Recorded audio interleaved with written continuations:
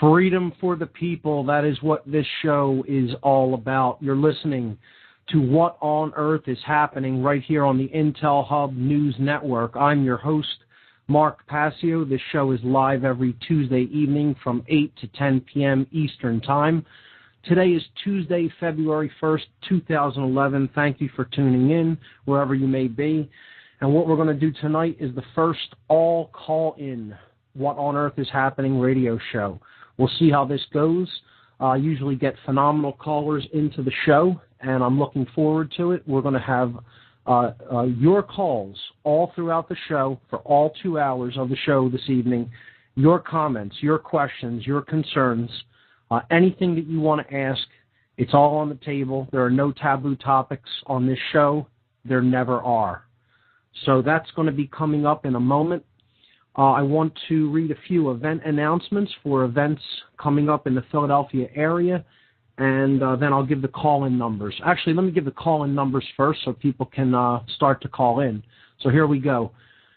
Tonight, all call-in show for the first time. I'm doing this to kind of take a break from the heaviness of the material that we've been discussing over the last several weeks. I've been breaking down different occult traditions, and we'll continue to do that. We'll be getting into the subversive use of symbolism and symbolism as a language in and of itself in the next few weeks here on the show. But I figured, let's take a break from the ordinary, the ordinary progression of topics and do something a little bit different to open things up. So the talk show call-in number is 724-444-7444. Once again, if you're going to call into the Talk Shoe Network, you can call 724-444-7444 and put in the call ID number for What on Earth is Happening, which is 83515. The call ID number for this show, 83515. If you're calling on the Blog Talk Network, if you're listening on that network, there's also a call-in number there. You can call in to 646-727-3387. Once again, the Blog Talk call-in number, 646-727-3387. Hey, and Mark, there's one more option I want to share for your listeners. Okay. Brought to you by the Intel Hub News Network. It's a toll-free line. Great. So if you want to call up Mark and you don't have the long distance, which most people have long distance now when they use cell phones and Skype and all that great stuff. Sure. But anyways, toll-free, 877-598-8549. Get out a crayon. Write this down. That's toll-free, 877-598-8549. What on earth is happening with Mark Passio? Bob, thank you very much. So, event announcements for events coming up in the Philly area. Again, I always read event announcements because ultimately it's all about taking action and developing the courage to do so. So, the great activist group Truth, Freedom, Prosperity is hosting their free documentary screening and discussion night. This was canceled last week in Philadelphia because we had a big snowstorm come through and it dumped 17 inches of snow on the greater Philadelphia area last week. So we did not meet last Wednesday evening as was planned. Instead, they have rescheduled for February 9th. That's Wednesday, February 9th at 7 o'clock p.m. at Media Bureau Studios. Media Bureau is at 725 North 4th Street in Philadelphia. That's the corner of 4th and Brown in the Northern Liberty section of the city. Okay? This month they're going to be showing Melt Up, the beginning of a U.S. currency crisis. Okay?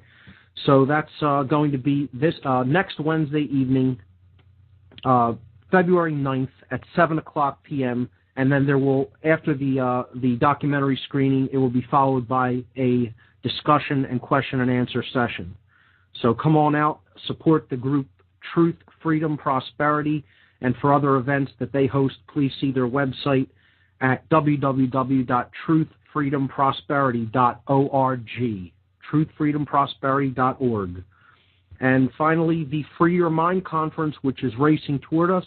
We have about 2 months before it hits, and it is looking really good. Things have smoothed out a bit. We've confirmed all of the speakers. It looks like they're all going to be able to be there, and we're going to be able to afford to bring them. So that's a good thing.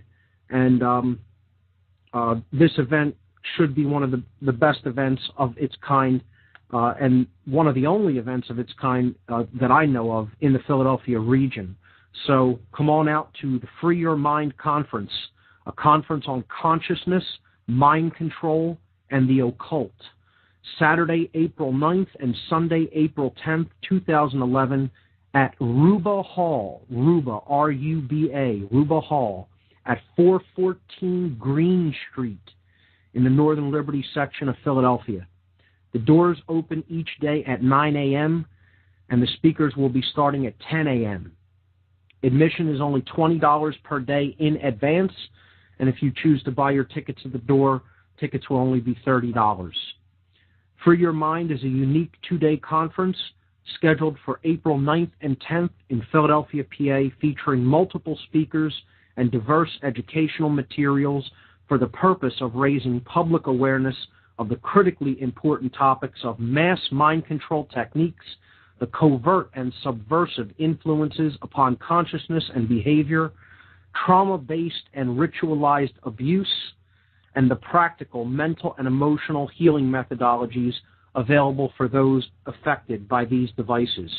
The featured speakers: Aaron McCollum, Alfred Weber, Andrew Bastiago, Bob Tuskin, Farah Yurdozu, Freeman Fly, Jan Irvin, John Nicholson, Joseph Mara, Larkin Rose, Laura Eisenhower, Mark Matika, Mark Passio, Michael Kelly, Paul Marco, and Suzanne Taylor. That's a roster of 16 speakers over 2 days.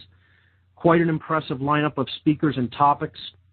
For more information on this great event, please visit the conference website at www.freeyourmindconference.com. That's freeyourmindconference.com. All right, so those are the event announcements. You have the call-in numbers. And, Bob, if anybody is already waiting to call in, just announce them and put them through. No one has called into the TalkShoe number as of yet. So if anybody has called into the Blog Talk Network, go right ahead and put them through at any time. All 2 hours, your calls, your questions, your comments, your concerns, anything you want to talk about right here on What on Earth is Happening this evening. My contingency until I see callers on the line is to begin to introduce the topic of subversive symbolism. So I have that on the agenda should we not get many callers. However, what I'd like to do as a brief recap is just for perhaps new listeners who may be listening who don't know what this show is about or what I do here, is just basically give them an overview of what we do here on What on Earth is Happening and some of the topics that we've covered thus far, and encourage people to use the resources that are available and at their disposal on my website.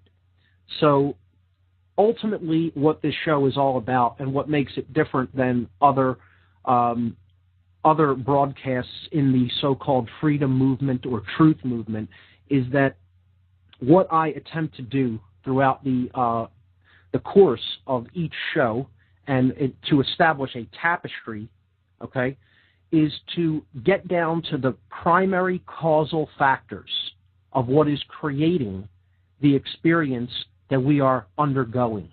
That's what this is all ultimately about. So if you take it right down to the base rudimentary level of what we're trying to do here, we're trying to identify causal factors.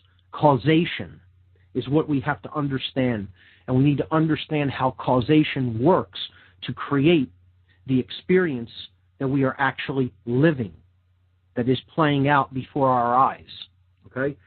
This is what many researchers, at least in my understanding or estimation, fail to do. They point out the problems, yet And they will have some effective solutions for the problems, but what they fail to do is to identify the primary causal factors to what created the problems to begin with. See, if we have information about the causal agents of any given problem, within the understanding of the causal factor is the solution to the problem, embedded within that. Okay? That's why it's so necessary to go down to the very root of evil, to understand causation, so we can understand how we are actually generating that which we experience in the physical domain. Okay? And that is all a factor of mind, ultimately. It's all ultimately a factor of mind, and this is why mind control is so important, and the methodologies of mind control are so important to understand. Ultimately, what we're looking for is to develop the faculty to be able to distinguish truth from falsehood. That's what we're ultimately looking to accomplish. And that is what consciousness ultimately is. Consciousness is ultimately becoming aware and living in harmony with truth and natural law.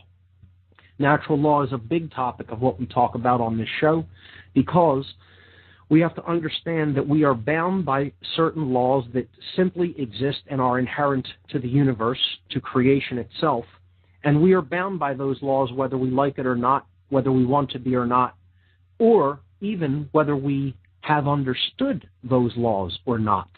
Okay? So the more we become conscious of those laws that underlie the physical aspect of our experience, the better equipped we will be to create the experience that we want.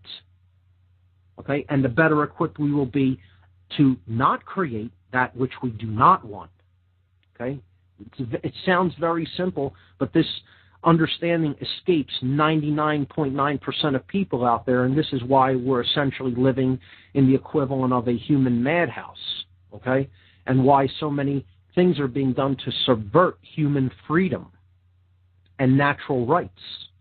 So we need to get down to causal factors if we're going to solve anything. And what we ultimately need to develop is the ability to distinguish truth from falsehood. And in a sea of information that we're being bombarded with, much of which is disinformation, that can be very difficult. But we can do this effectively the better we know ourselves and how our own consciousness works. So if we understand and delve into the human psyche and understand our primary motivational factors and primary root causal factors of what we experience and the things that actually go on in the human psyche, the mind, okay, and the deeper parts of the mind, the human subconscious as well, we will develop that awareness and we will be less likely to be manipulated or fall prey to the techniques of mind control, which is largely what the progression of this show has been here to expose. We've been going on for a number of weeks now, months actually, talking about the techniques of mind control. We've already covered 12 of them. In a list of 14 proposed methods, and there are more, but I generally talk about 14 different methods of mind control. We have already covered 12 fairly extensively, and over the next few weeks we will be getting into the final 2, and then talking about the agenda itself, just a brief prelude to what's going to be coming up. After we do that, after we talk about subversive symbolism and one of the biggest guns of mind control, which is problem, reaction, solution, or what I term chaos sorcery, okay? Then we're going to be getting into solution speak, and we're going to talk about solutions for probably as many weeks as we've already have done the show, okay? We're going to talk about solutions to a point where we're going to highlight just about every solution that can be employed to fight this global dark agenda, this mind control agenda that is being propagated and foisted onto the people of the earth. So that's going to be coming up in future weeks on What on Earth is Happening. All right, here we go. We got our first caller of the evening. Caller from Southeast Pennsylvania. You are live on What on Earth is Happening. How are you, and what do you have for us? Hi, Mark. It's actually Chris from New Jersey. How are you doing? Chris, how are you doing tonight? Good, Mark. Mark, I haven't called in a while for the single reason that I've been listening, but you've been teaching me so much about the Kabbalah and all the other mysticism that I've been more in receiving mode than transmitting mode. Yes, that's been the general state that has been going on over the last several weeks. Actually, I noticed that calls have trickled off because I think people are tuned into the information, following along with the graphics, and it's almost been like a live lecture format of sorts. So that's understandable, but that's the reason I wanted to do this show, to kind of take a break from that massive, putting out there and downloading of intensive information for a little bit, to just have some discussions. So always a pleasure to hear from you. Now, one of the things, Mark, that I find interesting when I started becoming more conscious, so to speak, and learning about consciousness, is whether a synchronicity comes to you or you become more aware of it, you do experience it. And the other topic, which you really haven't touched upon, maybe because it's too extensive, is synchromysticism. And I've come to the understanding, or I guess a guess, that what synchromysticism is that things happen that seem like a coincidence, but it's not a coincidence at all. It's just being done by a higher order of things that we don't understand. Absolutely. Synchromysticism is a fascinating topic.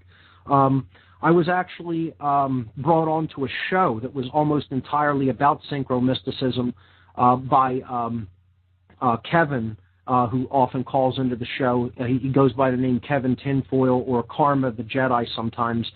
He has a show on the Talk Show Network called Caution Tinfoil Hat Area. And it sounds like, it's kind of a lighthearted type thing, but he talks about pretty serious topics on it. And he did a show all about synchromysticism, in which he brought me on with who I consider to be like a kind of an expert on synchromysticism, or who has brought this to the forefront, particularly under the banner of that word, Jake Kotze. And we went back and forth a little bit, and it was a really great show. And I think that synchromysticism is one of the least understood phenomena out there. I think people only are recently coming on to its understanding in recent years, and it's relatively new to the human consciousness in general. I think what it's all ultimately about is there is a higher order of consciousness that is kind of attempting to show us the interconnectedness of things. I wouldn't necessarily say that it's completely directing everything. It's quite possible that that's what's happening, but I tend to lean more toward it is simply showing us how things are all interrelated with each other. And it is up to us to open up our minds more, to become aware of these interconnections, and then we will understand the purpose or the underlying meaning that is contained in those events. 9/11 is a great example. I think that's a huge synchromystic event. We could talk about synchromysticism when we get into the breakdown of some of the symbolism of 9/11, because that's going to be coming up on the show in a few weeks. And, I don't necessarily think that things need to be orchestrated for them to be synchromystic in nature. And again, what synchromysticism is, for people who haven't looked into it, and I think you should, Google it. Go on whatever search engine you prefer, look it up, watch some videos about it, read some articles about it. It's a fascinating topic for exploration. But essentially, it is finding higher levels of connectedness from I guess you could say, entangled perspective, okay, or a higher consciousness perspective in what you would consider the seemingly mundane. However, this interconnectedness is displayed, and it comes through, often through the artistic process, okay? The idea that art is imitating life, so to speak, okay? The creative process seems to engage the synchromystic unfoldment, I guess you could say, okay? And as something required or took more creative energy to put out there into the universe.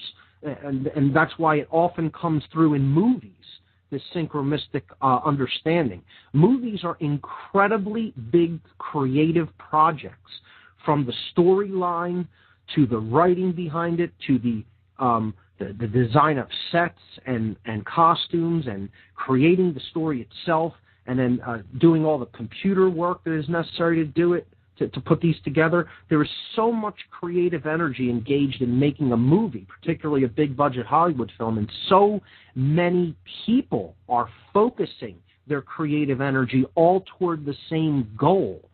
That is when this synchromystic magic, I guess, starts to happen and starts to speak to us. It's not always an orchestrated thing when it comes to movies. People talk about predictive programming a lot when it comes to movies, but I don't necessarily think it's always a deliberate effort. It is simply something that is coming from a higher level of awareness that is being engaged when certain people are engaging deeply in the creative process all at once, all together, and all toward the same goal, to create something and put it into the world. So that's my take on synchromysticism. Chris, what do you think of that? And you have anything additional to add, or any other thoughts on it, or any resources you might want to point people to let them check it out more? Well, I really think the last part you said was where the creative process is linked up in some way with synchromysticism. I think that's really true. I always thought of it as we don't have the ability right now, the consciousness, to see the bigger pattern. We may see a chessboard, but there might be an even bigger chessboard, and then another big, an even bigger chessboard. And I think as our understanding increases, we may see things that, as they're synchromistic, we may come to understand the reason, why that occurred. I also think it's part of the grand design of creation. And I don't really have any references for people to go and look, because I really haven't looked it up that much myself. I just surmised what it was. It seems like I was pretty close. Sure. Any resources that you'd recommend for people out there? That's what I'm saying, Mark. I really don't. I haven't really looked into it myself as intently as I should have, I guess. Okay, I like one called thebravenewworldorder.com. I believe that's Jack Kotze's website. Or you could just look up the name Jack Kotze. I believe he spells his last name Kotze, if I'm not mistaken. There is, let me see. I'll open my web browser up here and see if I can find a couple more resources.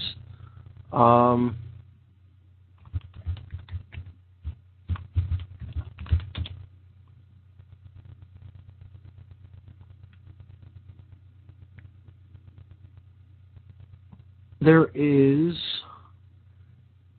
some good Google videos. If you go to Google Video and you type synchromysticism in, you'll get a few decent videos. There is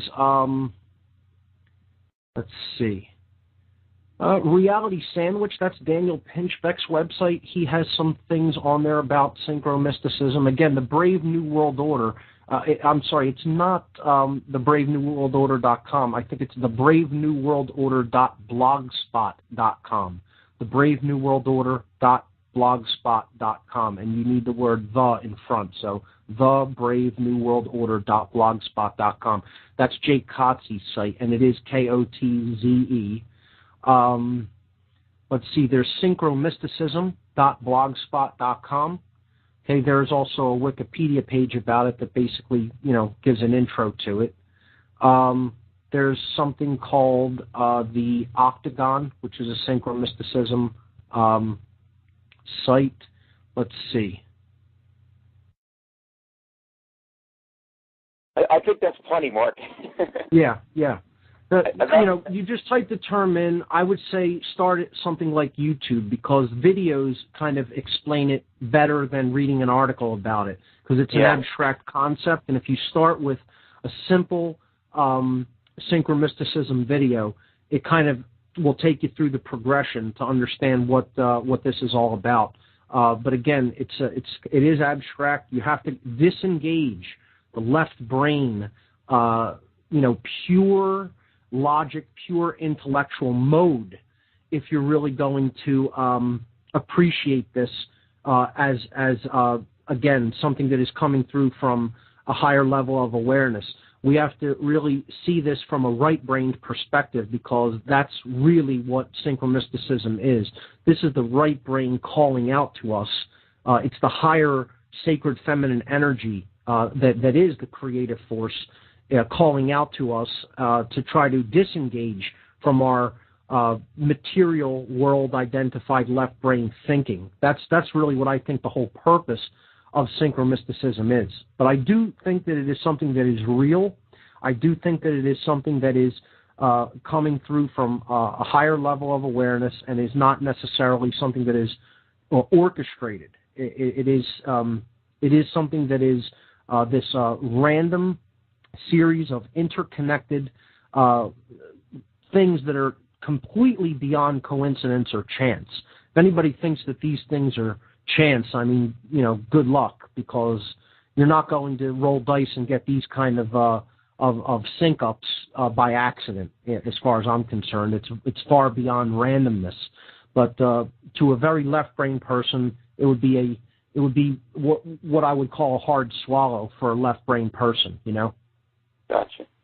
Well, Mark, I appreciate your time. I appreciate your insight on it and your information. I'll definitely follow up on it.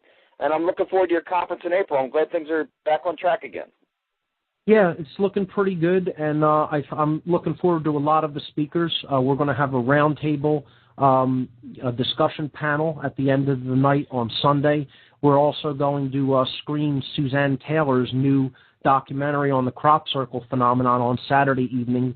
She put a great documentary about the crop circles together called What on Earth? Inside the Crop Circle Mystery, and we're going to be screening that film on Saturday evening at the conference. So should be great. Should be a great event. We're going to have vendors downstairs. We're going to have tons of books and pamphlets available and DVDs, and it should just be an overall good time for people to come out and really educate themselves about what's really going on.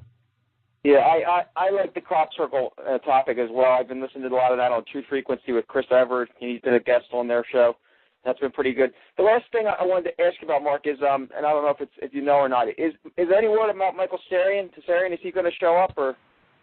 I have not gotten any word on that. I know, I haven't really told people that because I didn't want to get anybody's hopes up. We were attempting to get Michael Tsarian to come. I had been in communication. I mean, you didn't tell me that. But I heard rumors that he may show up. I let a few people know that I had been in contact with him, and it looked like it may have been a possibility. I don't think it's going to be, but maybe I will just attempt to, see if at the 11th hour we might be able to pull something together. But I would say probably not, but we'll see what I can do.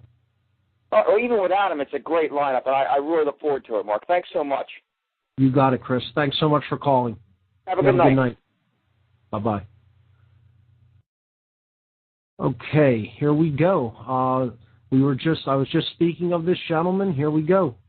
Kevin Tinfoil from Caution, Tinfoil Hat area. You're on What on Earth is Happening. How are you doing, my friend? Hey, Mark. How's it going? I didn't know you were talking about me.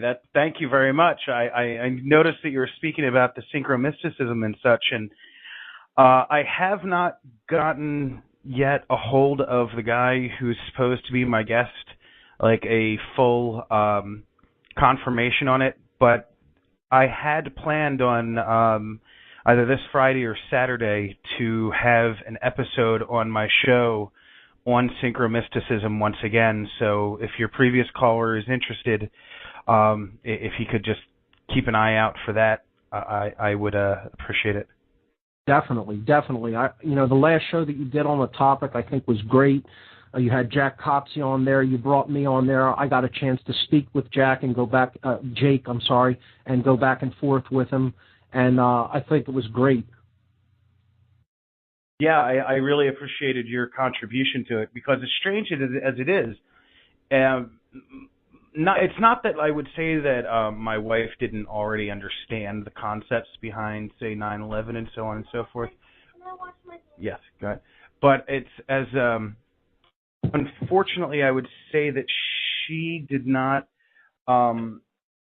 fully grasp the occult aspects of it until you described it the way you had done so.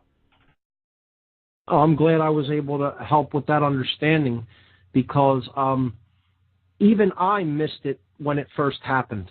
With my background into the occult, I had to go back into the symbolism to understand it myself. That's how much swept up in the whole experience of the event I got myself back then. I feel like I should have grasped all of that on day one. And at my level of awareness, I still did not. And it took a while. It took until probably about 2002 for me to really understand what the event was all about. Maybe even into late 2002, early 2003. The synchromystic aspect of that, there is a synchromysticism element involved in the 9/11 event. I think it's highly involved when you get down to looking at what happened with Flight 93. Now we're talking about a high concept and an occult number, and when you look at the numbers of the planes, which again I won't get fully into all of this tonight. We'll do this when we go into this topic in several weeks. But I think the Flight 93 aspect is the biggest example of synchromysticism in the 9/11 event, because I think that's an example of a pilot who refused his stand-down order.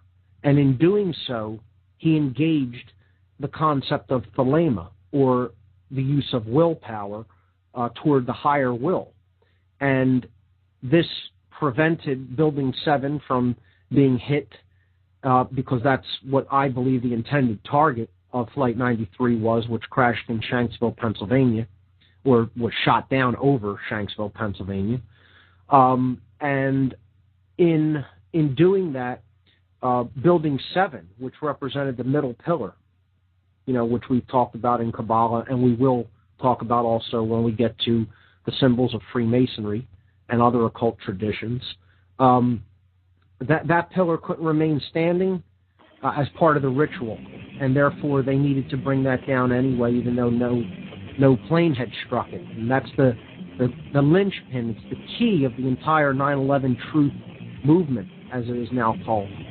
Middle pillar, as we saw its importance. I hear the intro music for this first break playing. I've been listening to What on Earth is Happening, Intel Hub Network. I'm Passio, right back.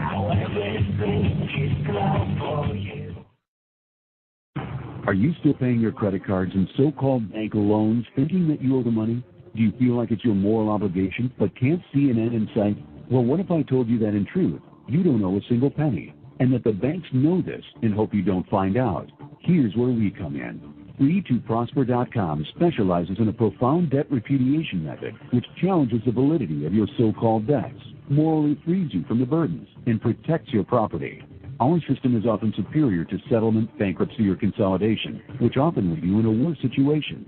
If you feel the moral obligation to take care of yourself and your family, then I urge you to consider taking action right now. The economy will not wait. If you want to know more so you can prosper through the economic collapse, all while staying honorable and true to yourself, then call 877-417-8393. That's 877-417-8393. Or visit free2prosper.com right now.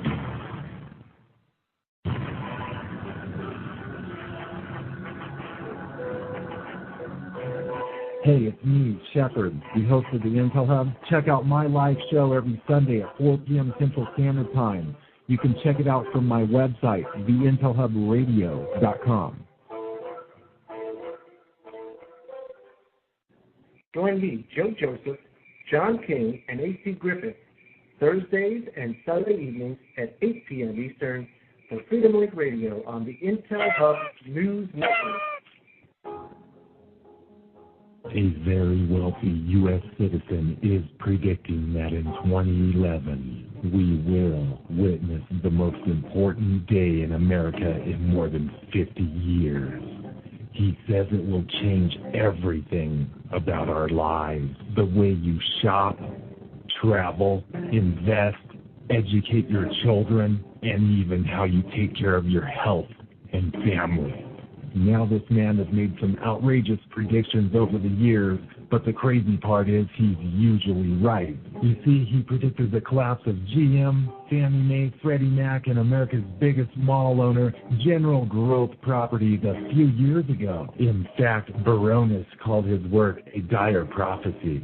Now, this has nothing to do with the stock market, but it could have a huge impact on almost every aspect of your life. And recently, he created a video which you can watch online for free, detailing his biggest and most important prediction yet. And it's a real eye-opener. I can't stress this enough. You should at least watch this free video online today. He explains everything you need to know, including simple steps you can take to protect yourself. You can find the video at www.endofamerica8.com. Although this video may be offensive to some audiences, it's worth checking out. Again, that's www.endofamerica8.com. Watch this free video at www.endofamerica8.com. You are listening to the Intel Hub News Network, crushing the New World Order piece by piece.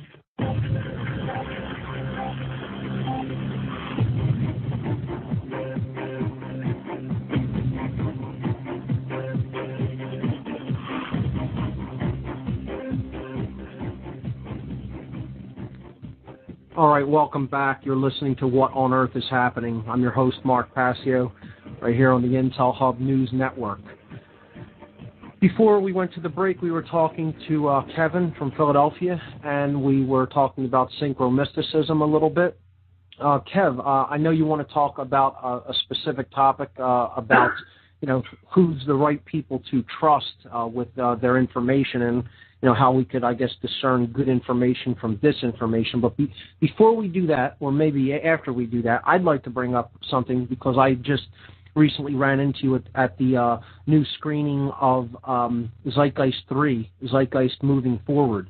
And I wanted to get your take on what you thought of the film and what you thought of the Zeitgeist movement here in Philadelphia in general. That's actually part of what I was kind of going to ask about with this whole thing about who do we trust, because sure.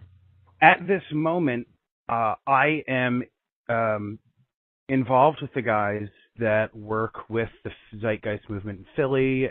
You were on the show that had two of the guys. One was one was a Jersey coordinator. One was the Philly chapter lead.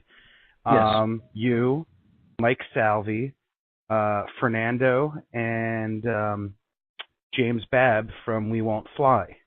And I guess part of where I'm going with all this by mentioning these guys is that we're all kind of the show I had was for Liberty Leaders, and not to give too much of a plug for my old episode, but having you guys on really meant something to me. I trust all you guys, including the Zeitgeist guys, who I hear Zeitgeist is an NWO thing. And then I've heard that the NWO also doesn't want us to fly. So that makes James's whole "we won't fly" thing kind of which direction are we going? And then I hear I talked with Mike Salvi about this. His whole end the Fed thing is now being now obviously not Glenn Beck has not come down from on high off of Fox News and said, hey, I support Mike Salvi. Sadly, it would be nice to actually have those types of to have anyone aware enough to actually know what's going on. Sadly, I don't think that, as Mike Salvi and I even talked about it, there is, because of the globalist agenda and the fact that guys like Glenn Beck are then following the globalist agenda pretty much verbatim, if Glenn Beck is now saying end the Fed is a good thing, which I've seen a couple clips on YouTube about it, it makes me wonder, are we all useful idiots? Are we all being played by the system? Or are we actually doing something that we feel is the right thing to do because it's just flat out the right thing to do? I mean, I'm actually at a point where, it's a miniature moment of crisis where, all of my life is pretty much okay around me, but I've got this, thing I'm trying to figure out. And I'd really just love to have your input on it. Well, I think that revolutions can be co-opted. That's something that we have to be aware of. And people can twist infusions of energy to suit their agendas. Now, I'm not saying that that's what's happening in this case necessarily, but I think it's something that does have to be watched for without being paranoid. And, you know, my take on the whole thing is, and as I mentioned on your show, was I'm for a resource-based economy, as you would call it, just resource-based living. However, if that is done forcibly, I'm not for it. Okay, it would be how you would implement it. If it is implemented from a higher level of consciousness and awareness that simply there are people and there are resources, and this is what people need to live, this is what people need to thrive, to grow, to live amongst each other, to develop their own consciousness and awareness, and they need to be supported in the physical world that they live in order to do those things, and that is chosen, then I'm for it. If it is forced, okay, by violence, then I'm not for it at all, because that's called communism or socialism or whatever you want to call it, the forced redistribution of resources based on, you know, the state saying you must do this, you must do that. It can't happen that way. If you know, I wouldn't support anything that were to happen that way. Okay, I'm a voluntarist in every aspect of the word. I don't believe in the authority of man, period. People need to make their own choices and understand that they're not the only people in the world, nor are they God. Okay? That's what it all really comes down to, you know. People are living as if they're God. You know, this rich, super rich, you know, less than 0.01% of the population that basically owns all of the important resources of the world.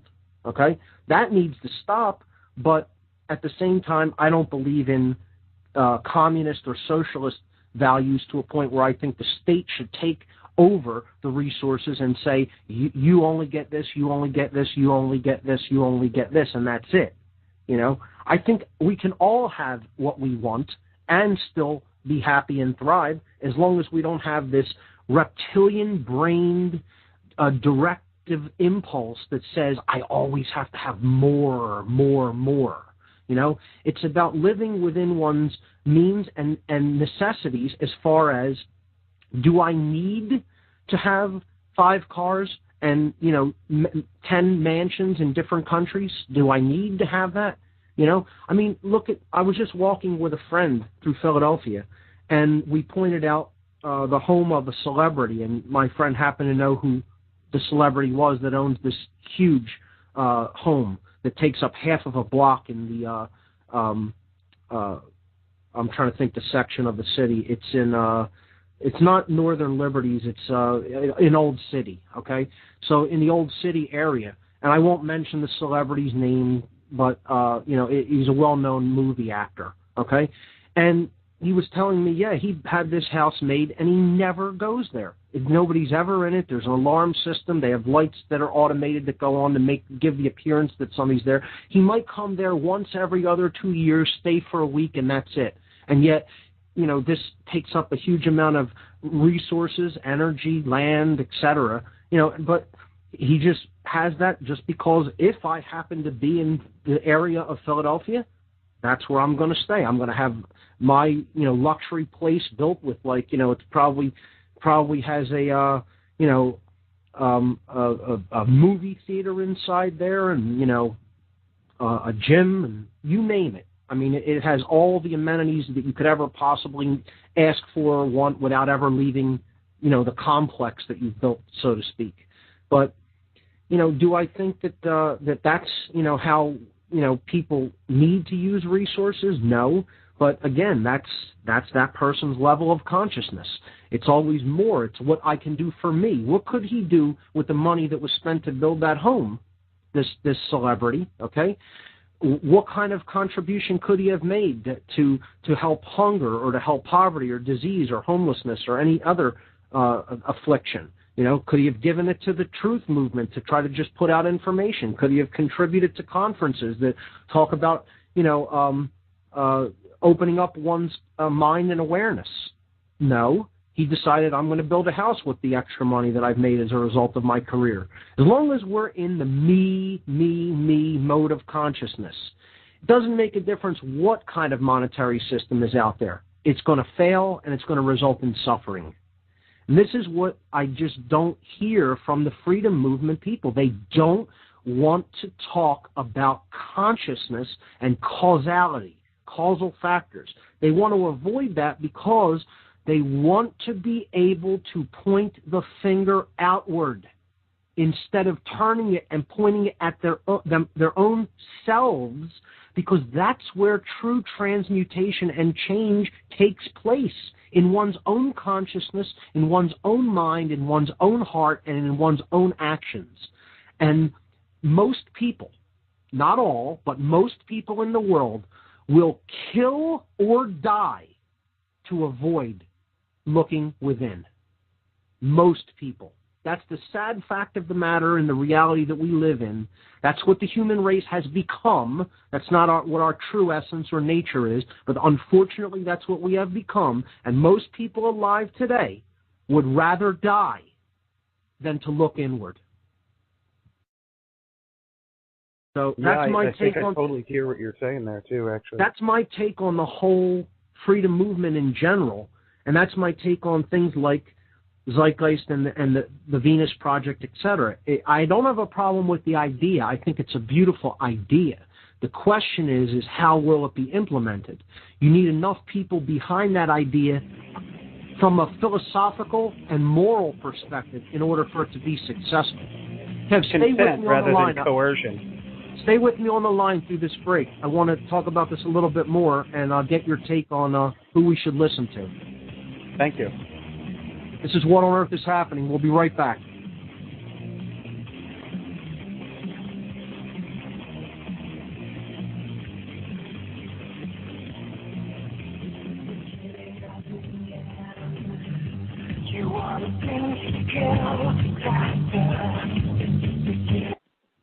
Hey, Mark. Mark Passio. Hey, Bob. How are you? I'm doing well. I just wanted to let you know that you have Chef on the Blog Talk line, which, by the way, people can call toll-free at 877-598-8549, brought to you by the Intel Hub News Network. Bob, I'm going to hold Kevin over a little bit after this break, and then I'll go right to that caller. I'll tell you when. Sure, take your time with Kevin. Chef also wants to talk about the Venus Project. He claims the Rothschilds fund it, and that they fund the Venus Project. And I talked to him a little bit off there. You know, I keep an open mind, but at the same time, I don't want to make accusations that are not true. I mean, if you're going to make a claim like that, you're going to have a little bit more information than just, oh, they fund the Venus Project or whatever, you know. Right. So I'm interested to hear what he has to say about that. I'll be listening in to the program. When we get back from break, I'll let you wrap things up with your other caller, and we'll get to the next caller eventually. You got it. Thanks so much. What on Earth is Happening with Mark Passio on the Intel Hub News Network. My live show every Sunday at 4 p.m. Central Standard Time. You can check it out from my website, theintelhubradio.com. Join me, Joe Joseph, John King, and A.C. Griffith, Thursdays and Sunday evenings at 8 p.m. Eastern for Freedom Link Radio on the Intel Hub News Network. A very wealthy U.S. citizen is predicting that in 2011, we will witness the most important day in America in more than 50 years. He says it will change everything about our lives, the way you shop, travel, invest, educate your children, and even how you take care of your health and family. Now this man has made some outrageous predictions over the years, but the crazy part is he's usually right. You see, he predicted the collapse of GM, Fannie Mae, Freddie Mac, and America's biggest mall owner, General Growth Properties, a few years ago. In fact, Baronis called his work a dire prophecy. Now, this has nothing to do with the stock market, but it could have a huge impact on almost every aspect of your life. And recently, he created a video which you can watch online for free, detailing his biggest and most important prediction yet. And it's a real eye-opener. I can't stress this enough. You should at least watch this free video online today. He explains everything you need to know, including simple steps you can take to protect yourself. You can find the video at www.endofamerica8.com. Although this video may be offensive to some audiences, it's worth checking out. Again, that's www.endofamerica8.com. Watch this free video at www.endofamerica8.com. You are listening to the Intel Hub News Network, crushing the New World Order piece by piece.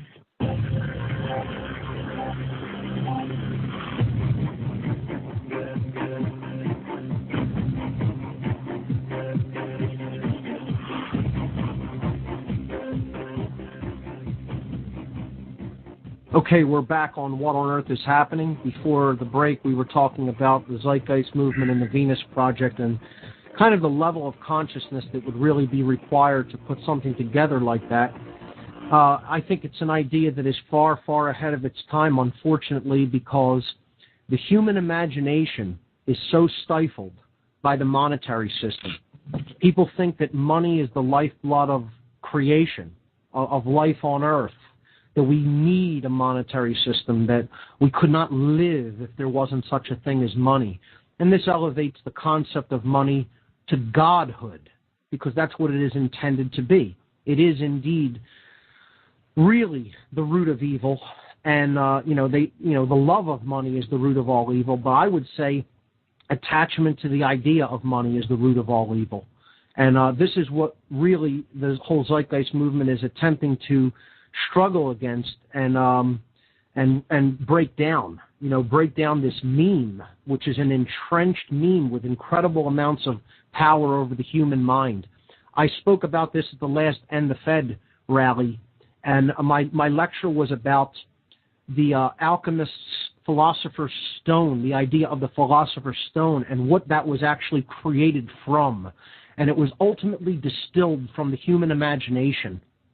Okay, this is what ultimately creates the stone, okay, the higher awareness and higher consciousness. And sadly, that's deadened. It's crippled. It's devastated. The human imagination is devastated in most people. Sadly, that's just the case. I asked people in that lecture, in that presentation, whatever you want to call it, the speech, could you imagine a world without money? And I would probably say, even in that End the Fed rally where people want to go against this huge corrupt banking institution, I'll bet you 90% of those people cannot imagine a world without money. Now, maybe I'm just being harsh or nasty, or maybe I'm just thinking that, people are just in a more denigrated state than they really are. Maybe I'm just overly negative. Okay, that could be. But I guarantee you, if you really pressed even those individuals for their true beliefs on this topic, what they really feel, most of them would give you the answer. Ultimately, I feel money is necessary and that we couldn't live without it. And that's why, do I think something like the Venus Project we're going to see that happen in our lifetimes? More likely than not, we're not going to see that in our lifetimes. Maybe in future generations, if we continue to get this information out about consciousness and causal factors of what we're creating, it might be possible. But I think it's a long, long, long way off, sadly.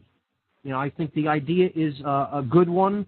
I think if it's done in the right way, and if it's done in a higher level of awareness, it's where we really need to go as a species. But I think so few people are ready for that they will come up with whatever jabs at it that they can to justify the same existing immoral monetary system, or to prop a new one up in its place that would become just as immoral. That's just my take on it. Kev, what are your thoughts on that? I'll hold you over for another couple of minutes, and then I'll go to some more callers. Give me your thoughts on that. Well, I originally, back in like 2003, started having some issues with money.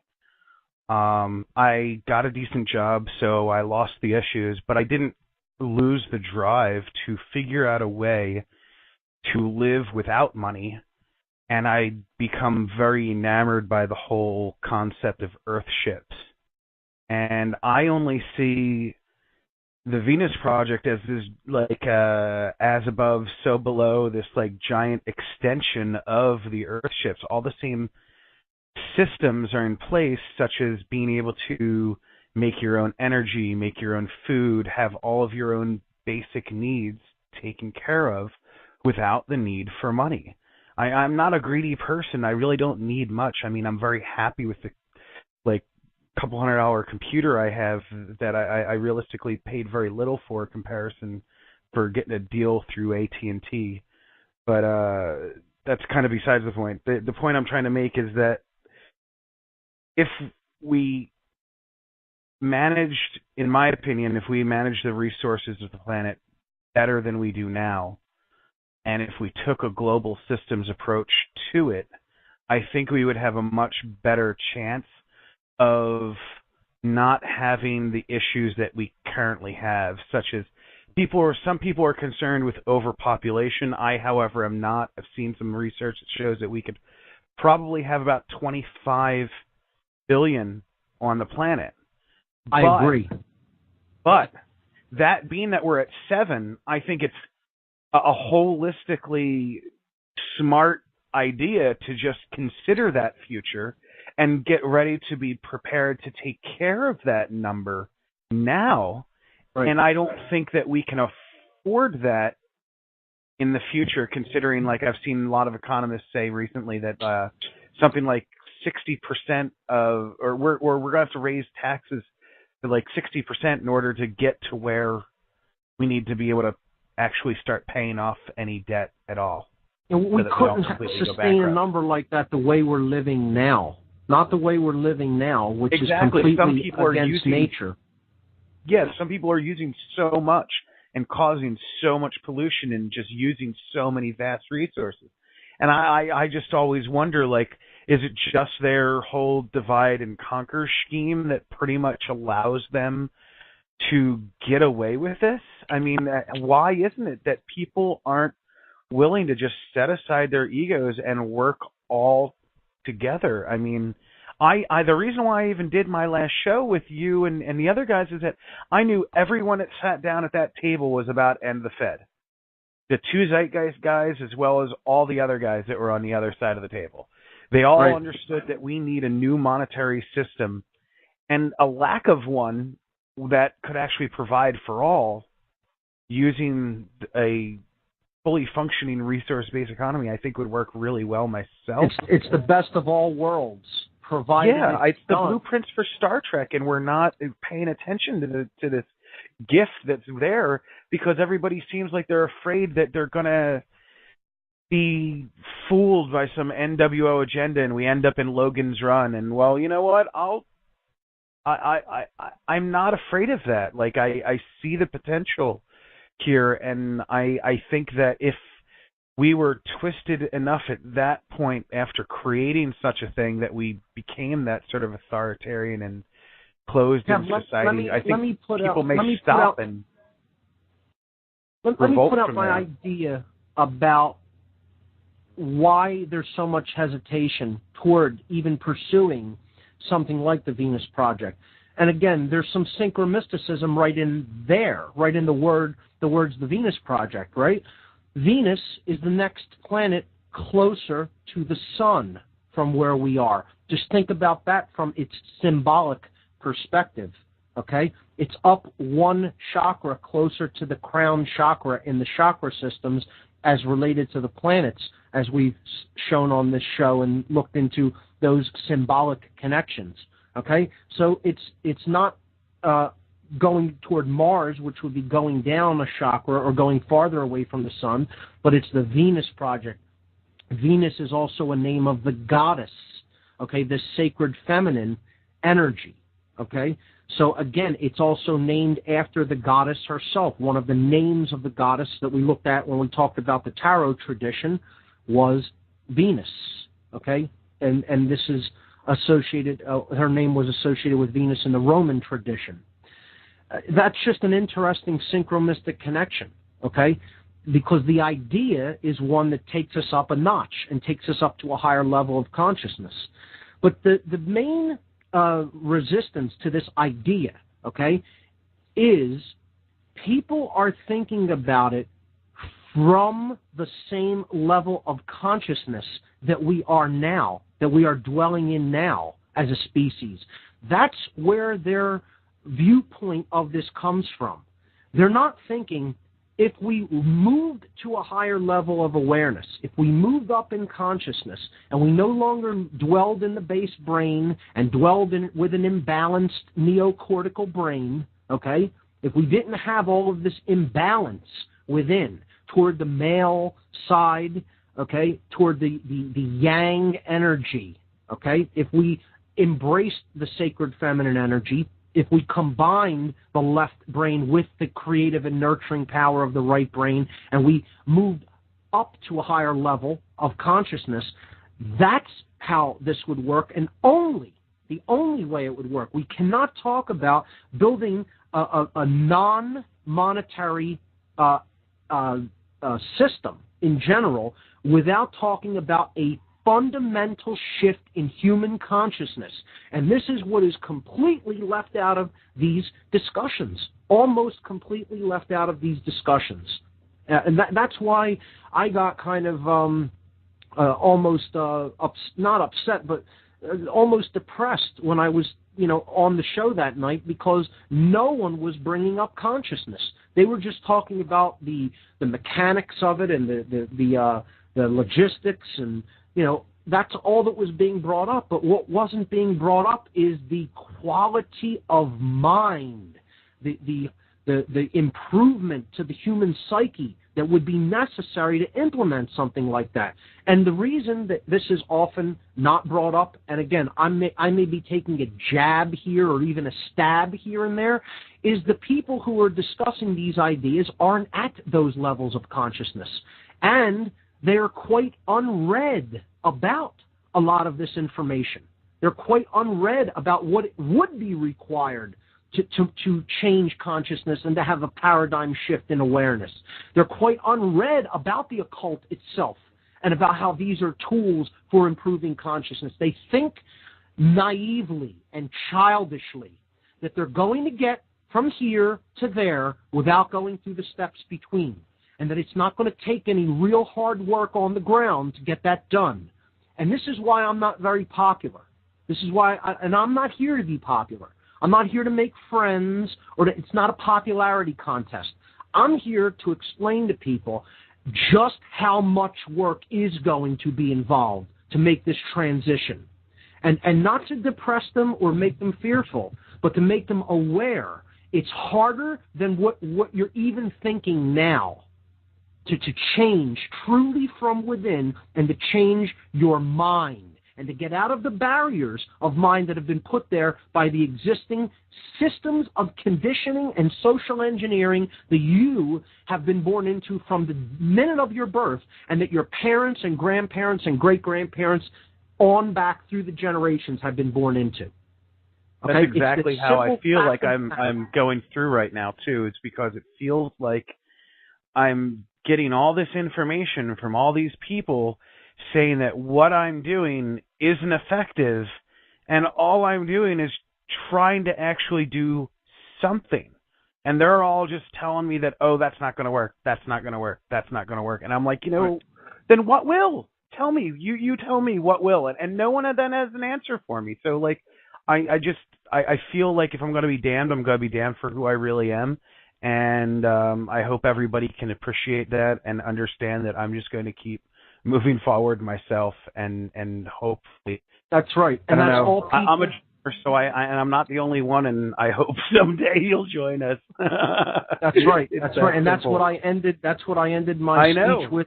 Yeah, at the end of the resonates with me so well, and it resonates with so many other people too. And the imagination and why is going can't to be we imagine required. These things? People who can't imagine true change coming about from a higher level of awareness, their imagination is dead. And my suggestion would be attempt to move on and just put those people off to the side in your life so that they don't drain your energy, because they're not going to be part of the solution. And they are nothing but part of the problem. And you can say that's as harsh as you want to call it. And there's the tagline again for the show, get as offended about that as you like. These are the people who the dark occultists of this world call the dead. Because quite frankly, that's who they are. So, Kev, unfortunately, we have to let go of those people and chalk them up. Sadly, that may sound harsh, but that's the case. They're not going to be part of this problem. They are attached. They are attached to memes. They are attached to mind control. And they're not going to come out of it, because that's their safety net. That's their little comfort blanket. And they're going to stay there probably until the day that they die, because they don't want to turn the finger inward and point at themselves. Kev, I want to thank you for calling in, man. I'm going to move on and try to take another couple of calls, and you always have great insights to bring to the table. My final answer would as far as who we should listen to, my final insight, I guess you could say, on that is find the people who you can see an active imagination in, who are actually willing then to take action based on that quality of imagination. And those are the people that we should really be giving credence to their message and listening to and then partnering up with. Thank you, Mark. I really appreciate that. It's nice to have a friend that I can come and talk to. I thank you for letting me bring this all up on your show. I appreciate it. You got it, man. It was good seeing you the other night at the Zeitgeist screening. You take care, man. Kevin Tinfoil from Caution, Tinfoil Hat area. Always a good call when he calls in, and always a pleasure to hear from him. All right, Bob, you said you had a caller on the Blog Talk line. You can go ahead and put the caller through. Let's see here. We have Chef. Welcome to What on Earth is Happening with Mark Passio. Hey, how are you? Yeah, hello. How's it going? Yeah, I'm good. Mark, is it? Yes. Mark, I go by alias, man. I just try to keep it that way, just due to the business I'm in. Right. But I go by Conspiracy Chef, and I believe your last caller is the one that posted your link that your radio show's on tonight on my Facebook page. Awesome. Or on his Facebook page, and I caught it in the feed. And I hope it's always good. I want to preface all this, what I'm about to say, with it's always good to meet like-minded, awake people, right? I mean, Absolutely. We might not always agree on everything, you know what I mean? But that's life. That's life, and that's just how things go. Now, let me just jump right into it because I don't want to waste your time. When I logged in, I heard you guys talking about Zeitgeist, and then you guys went a little bit further into it, you know. Sure. I have a concern with the Zeitgeist movement. I have some as well. I could tell you. You tell me what some of yours are. I'll tell you what some of mine are, because I have some as well. Yeah. No doubt. And my concerns with the Zeitgeist movement is just one family, the house of Rothschild. The Rothschilds fund the Zeitgeist movement through shell companies, right? And one of them shell companies is the Venus Project. The Rothschilds are the major funder of the Venus Project. And then that alone gives me enough reason to pause. For anything that they do underneath, right? With the Venus Project, it's a nice utopia. I'm not going to lie. Initially, I was brought up into the mix of things, you know. Really was. I love the Venus Project. I think it looks pretty. I think it looks futuristic. I think it's all of these and all of that, you know. But I remember one of the things that you heard when I was listening to the radio show is that, you know, you're against communism, you know, and I am as well. Absolutely. But the Venus Project, at its base, resorts or redistributes the wealth in a way that is communism. Like everybody that lives underneath that little bubble. You know what I mean? That China's building right now, by the way. They're building mega cities, completely uninhabited. And one of those mega cities is a city much like what you'll see on the Zeitgeist website. You know, but so just following the money is what I like to do. Right. And now, I don't. The Zeitgeist films, to the Venus Project, to the Rothschilds. I don't have knowledge of where the money for the Venus Project or where Jacques Fresco gets his funding. I don't have knowledge of that funding. Now, as I can't speak directly to that, I don't have to research that on my own. If you want to send me any links about, sure, yeah, I'd like to research some of it. Absolutely. I can get the email whenever you. When I hear Jacques Fresco talk, he seems like a high consciousness person. What I would like to hear more about, I agree. He seems to have a lot of courage too, but what I would like to hear more about is the actual methods that would be used to use the resources and how that would be acquired, how that would be done. Because again, what I would take pause is how it would be done. The idea is great. If it's done through force and violence, I want no part of it. If it was done from a higher level of awareness and voluntary and cooperative, I'm all for it. I think it's wonderful. Let me tell you what some of my pauses about Zeitgeist as a movement in general, or not as a movement. I shouldn't say that, because the movement doesn't actually put forward specific tenets that everybody has to agree with. I've been asked to speak at Z-Day, which is coming up in New Brunswick, New Jersey. I'll be making an announcement about that in probably. Don't do it, brother. Oh no, I'm going. For the money. I'm going to go and conquer.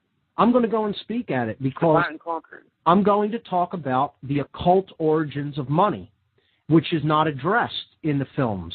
Okay, the maker Peter Joseph, while I like many of his ideas, seems to be an atheist, which, you know, I think that that is can be a problematic ideology, because at the point where you really become deeply atheistic, social Darwinism starts to kind of being something that people go down the path of.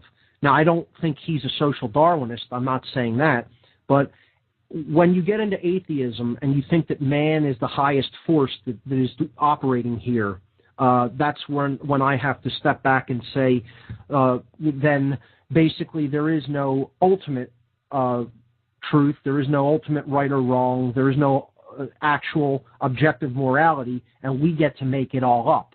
Okay? So that's the path that you go down when you get into true totalitarianism. We've talked about this extensively on the show. The idea of solipsism and the idea of moral relativism. Now, I'm not saying he's a moral relativist either, but if you don't think there's an objective truth and an objective right or wrong, okay, and that's placed there by natural law, okay, now I believe he does believe in the concept of natural law, or know that natural law exists. I think Jacques Fresco also understands natural law, and he has spoken about this in interviews and documentaries as well. So, the atheism part kind of makes me take pause.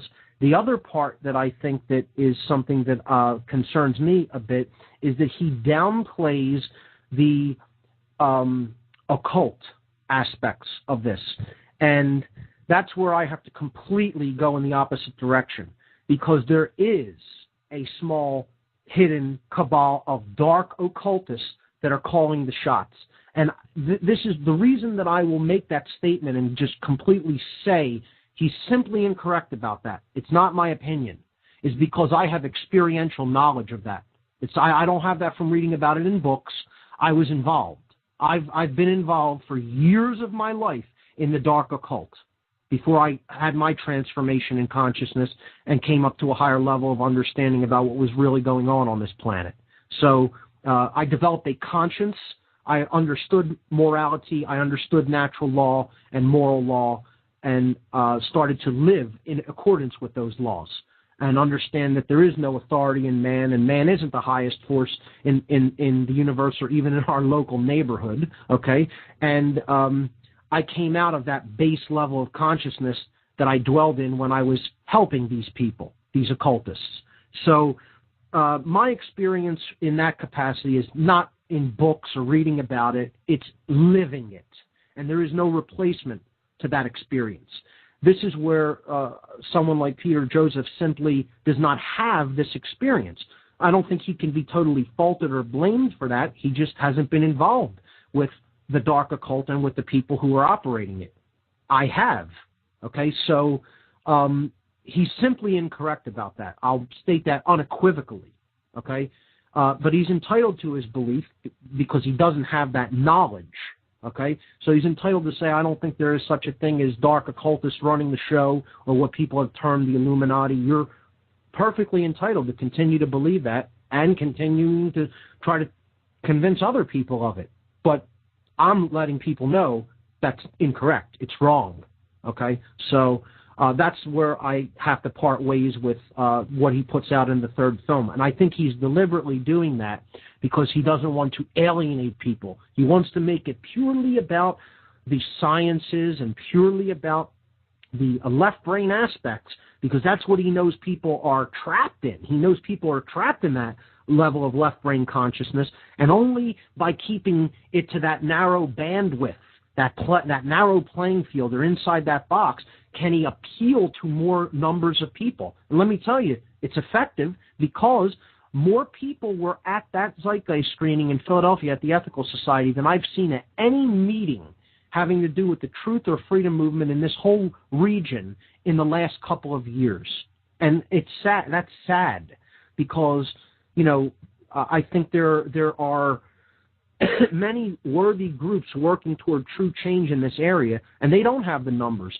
And, you know, someone like myself and other people who are really truly conscious about what's really going on and have experiential knowledge to back that up, again, I'm not very popular because I speak my mind frankly, I don't sugarcoat anything, and I'm not here to engage in a popularity contest. I'm here to try to create some true change in our consciousness. And again, that's the thing. Now, can I bring something up? Sure, I think sure. that bring true changes to it. It's a lot of your listeners' lives. Mm-hmm. You know, my name being a conspiracy chef, the reason that the chef is in there is because I do cook, and I do like to grow my own food. I do like to feed my family healthy food, right? Because I know what's out there. I know what's in the supermarket. Absolutely. You know, and one of my things is that one of your callers, I think it was Tinfoil Hat, it said that he doesn't believe. What was you? Said you don't believe in overpopulation, right? And I agree. Because you know why? There's two problems, right? One of the problems is that we've all now been programmed to go to a store to buy our food. Yep. And that food is being shipped from.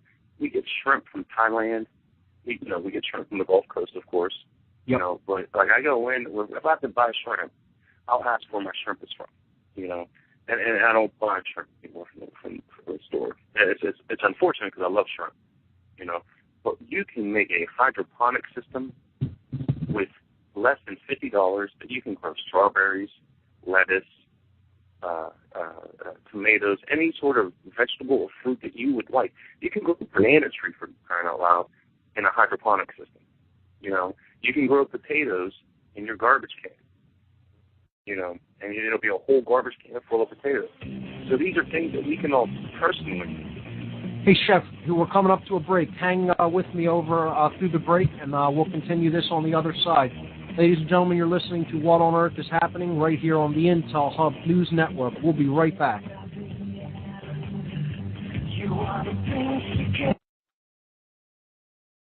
Okay, Mark? Hey, Bob, how are you? Hey, Mark? Yes. Hey, good, man. Listen, I'm going to take off here, but you have a few other callers on standby, and I want to make sure that you're able to navigate them and bring them on air. Any chance I can supply you with the login information? Yes, and you can handle it? Send that to me on Skype, and I'll log into Blog Talk, because I want to get to that. log into the Blog Talk, and I already screened the calls. We have Bob from Cincinnati, our good friend, fantastic. on. And we also have a great call from Philly on the line, our friend Joe. Great. So we got some great callers, and when we get back from the break, I'll bring you up, and I'll give you the login here so that you can bring up the rest of the callers. Great. All right, Mark, stand by. Thanks so much for a great Open Lines program. Thank you, Bob. Through the economic collapse, all while staying honorable and true to yourself. Then call 877-417-8393. That's 877-417-8393. Or visit freetoprosper.com right now.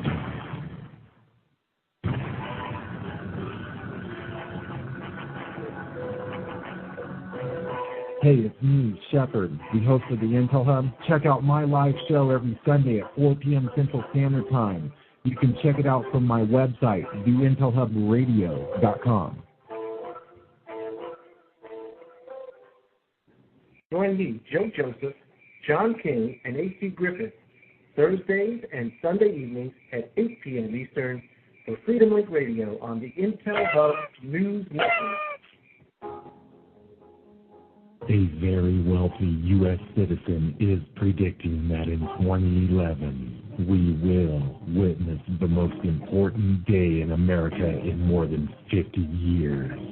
He says it will change everything about our lives. The way you shop, travel, invest, educate your children, and even how you take care of your health and family.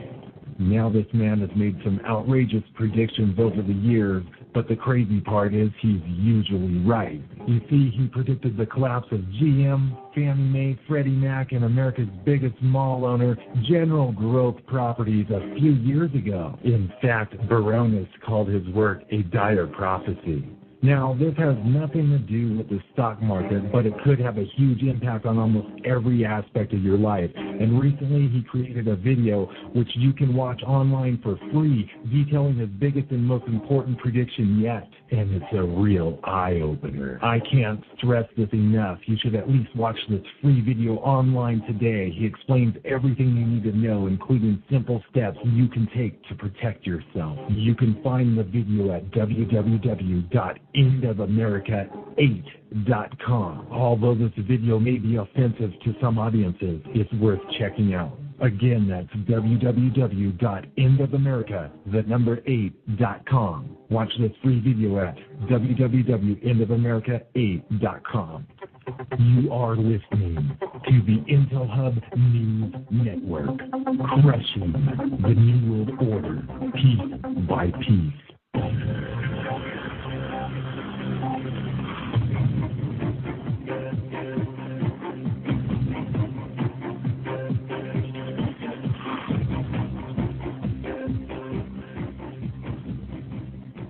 All right, everybody, we're back on What on Earth is Happening.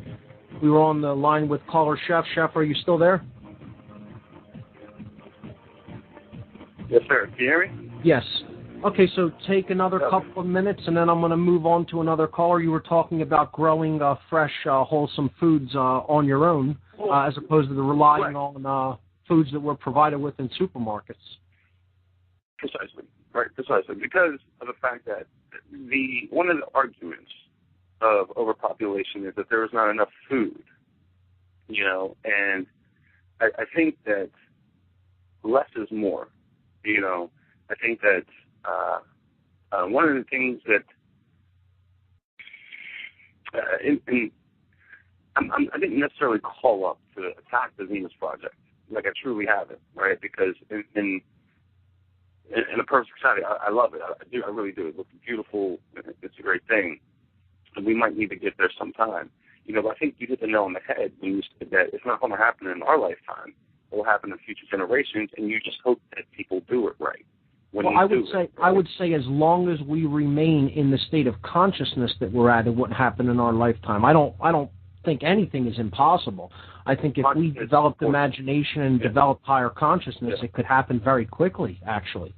But from where we're at now, it doesn't seem likely to me. I think the meme of money right now is still so ingrained that it seems unlikely to me from where we stand at this point, to clarify. But continue.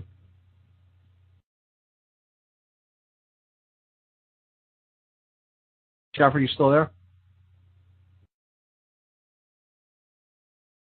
It looks like we lost him, ladies and gentlemen, but if you want to try to call back in, try to get back in, no problem. Sorry about that. Let's see. We have 2 other callers here. All right. Okay, Bob from Cincinnati. Here we go. You're on What on Earth is Happening. How are you, Bob? Hey, Mark. I'm fine. How about you tonight? Good. How are you doing? Oh, wonderful. Hey, a great show. Lots of great callers. You know me. I'm interested in your knowledge of alchemy. Once again, I'll praise you, Mark, as I've done many times, but you have clarified things that people spend a lifetime trying to discern, and that is these alchemical processes, or, I'll cut straight to the chase, the classic Temple of Solomon. Even to this day, and you're starting to really pound it in your presentations, and I appreciate that you're doing that, because a lot of us out here hear that term, the Temple of Solomon. They built the Temple of Solomon. The temple was destroyed. They built it again, and now these dark masons are seeking to build the temple again in Jerusalem. And once again, maybe they are physically, but you have clarified that the Temple of Solomon is the unity consciousness, is the unifying of the yin and the yang, the solar and the lunar principle, the male and the female principle in our consciousness. And I can't stress how important that was for my transformation of understanding alchemy and the processes of alchemy, and also just your wonderful presentations over the last few weeks of the Kabbalah, the stages of the Kabbalah, and also the correspondences of the chakras. But your comments on that, Mark? Well, that really makes me feel good, because I'm really glad that some people are deeply grasping these concepts, and that's really what we need. Again, I feel that it is critical for us to really move to a mature understanding of these concepts and symbols, because that's what really opens up the consciousness, and that's what really helps us to go into deeper levels of ourselves and our own psyche to become better and more moral individuals. And it makes me feel great that you have grasped and understood those concepts to a deep level, as it sounds like you absolutely have. And I'm glad that I was able to take part in helping you to make that shift in understanding. And I'm glad that my communication skills were effective enough to help assist in that process. That's what I will say. And I really thank you, for coming on and voicing that. Oh, that once again, my pleasure alone, Mark. It's my pleasure to share that this is what's going on, and I want to recommend to people, if you have yet to listen to Mark's on his 44th or 45th week of broadcasting here, go back, and I'm still going back to the earlier broadcasts on natural law and sorcery versus magic.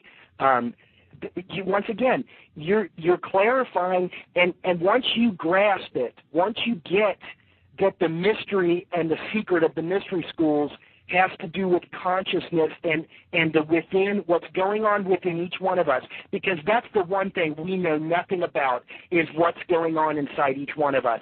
We know all about the television and the major events in the news and whatnot, but the one thing they are desperate to keep us focusing on is the internal conflict, the duality that's going on, the checkerboard floor, so to speak, that is going on inside each of us. And if they can continue to keep us divided and schizophrenic, I hate to use that term, but a schizophrenic consciousness in each one of us, they'll continue to manipulate us until they get their dark police state that they're shooting for. Mark, I've got a question. Sure. And once again, I'm just going to say to the people, remember, all of the mysteries, all of the great secrets that they wave, that the Manly P. Halls of the world they wave, that they know, it all comes down to knowledge of self. That's right. Let me repeat that. A la Mark Passio.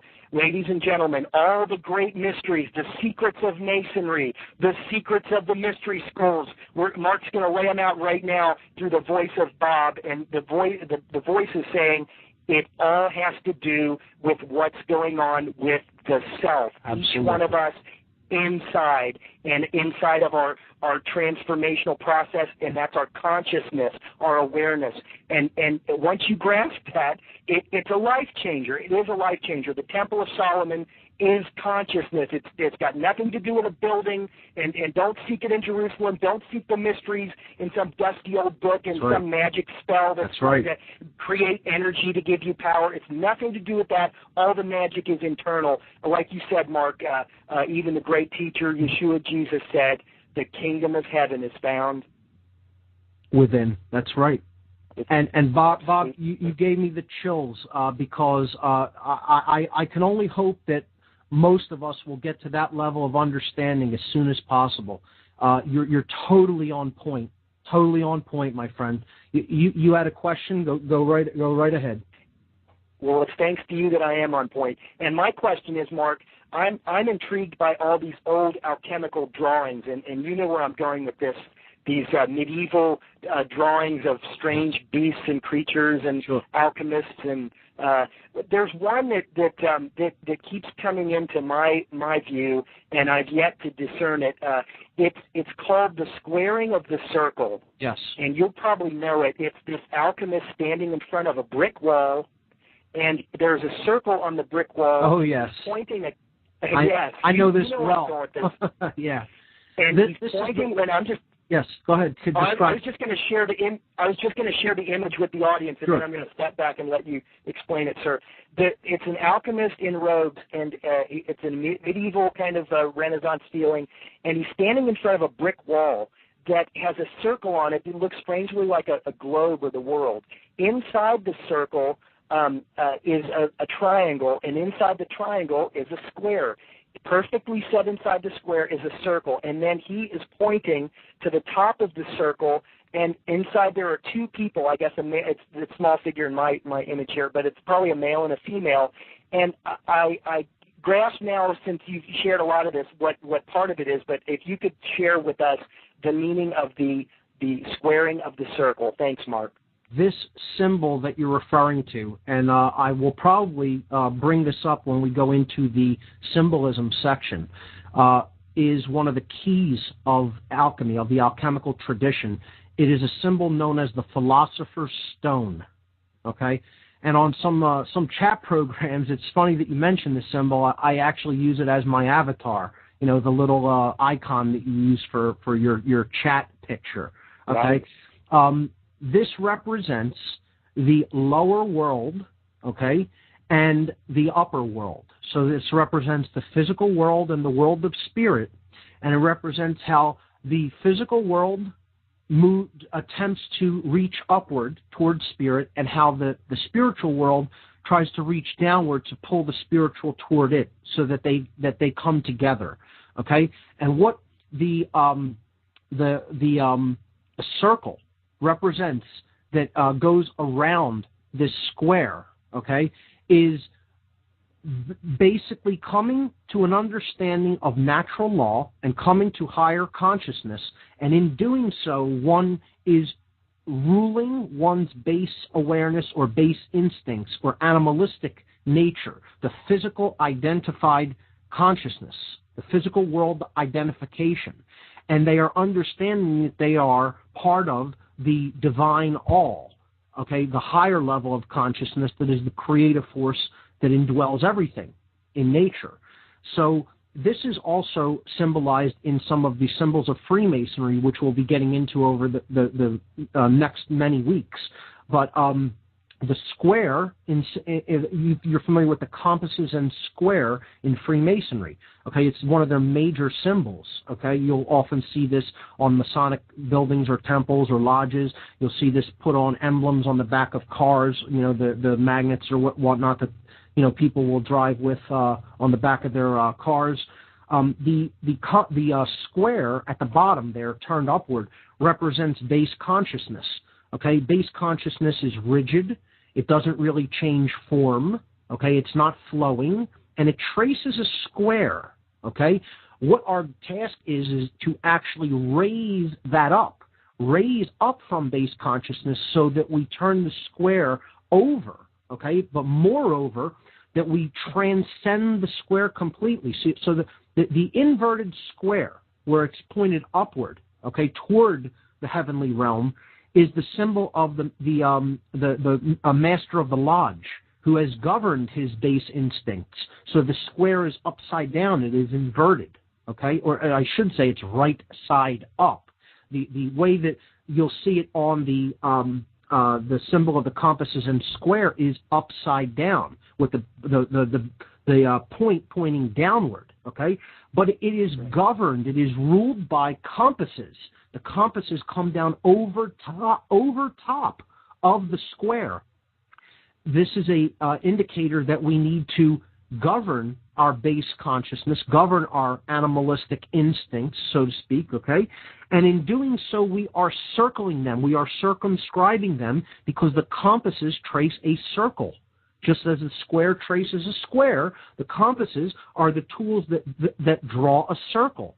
So we are circumscribing our base desires and our base instincts through reaching the level of awareness called compassion. The compasses, this is a word play. Compasses represent compassion, okay? Feeling together, coming together in emotional qualities. So it's also, these are flexible. They're not rigid. They can be moved, okay? There's a left part and a right part, and they meet together at the apex. This represents the left or solar consciousness and the right or lunar consciousness, left brain, right brain, coming together, but coming together at the highest point, the apex of the compasses, which is the fulcrum or the balance point of them. And it's a brilliant allegory, and this is also depicted in the Philosopher's Stone with the square and the circle being the major archetypal symbols inside that symbol. Now, the triangle represents the threefold nature of reality. It represents thought, emotion, and action. It represents body, mind, and spirit. It represents Father, Son, and Spirit, etc. Okay?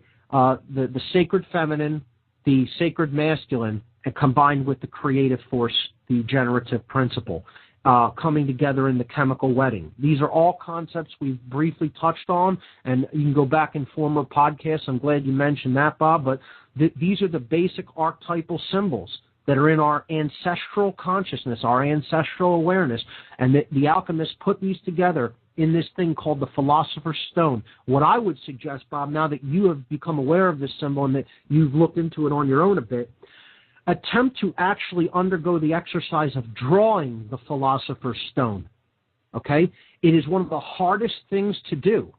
And there is a secret to the drawing of the Philosopher's Stone, which I will not give on the air this evening. Maybe when we talk about it in the symbolism part, maybe I'll encourage people to do that when we get to the symbolism section, and then a future week after that, I'll give that answer. But if you can find it by searching, but I would suggest for you to try to attempt to do it on your own as just an exercise using a compass and a straight edge. That's all you need to really do this. And if you find that secret on your own, an incredible revelation would come to you in mind, okay, in understanding what the secret of drawing that symbol actually is. And it's absolutely beautiful and magical. So it's an exercise I would encourage, but don't get too frustrated if you can't do it immediately. You can research it, and there are places that you can go that will, show you how to derive the symbol. With a simple compasses and a simple straight edge. Excellent. And Mark, now that I look at this figure, you're right. He is holding. It's very small on my screen. He is holding the compass. That's right. It's a giant compass, and it's pointed. The apex is pointed towards his heart. Brilliant. So it's very, very interesting. Thanks for that, Mark. Absolutely awesome, man. Bob, always a pleasure. It's an honor to speak with you, and I'm so glad that you're getting so much from these shows. Keep it up, and go back into the archives. Share the shows with friends. Tell them to put them on their MP3 players. Really encouraging. Thank you so much, man. My pleasure. And Mark, I'll say it again. You are an agent of change out here. And thank you once again for what you're speaking about. I don't even think you understand the depth of what you're speaking to us. I know that you know it's important, but I don't think you understand the rippling effect now and in the future what this means. Thank you, sir. Good night, gentlemen. You got it, man. Thanks so much, Bob. All right, Bob from Cincinnati. Always good to hear from him. Here we go. Who's up next?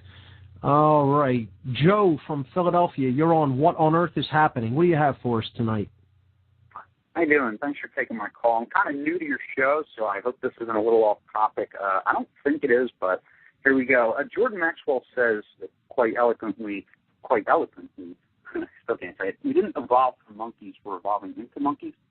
I'm trying to connect all the dots, and this is kind of currently what I've come to, so please let me know where I've gone wrong.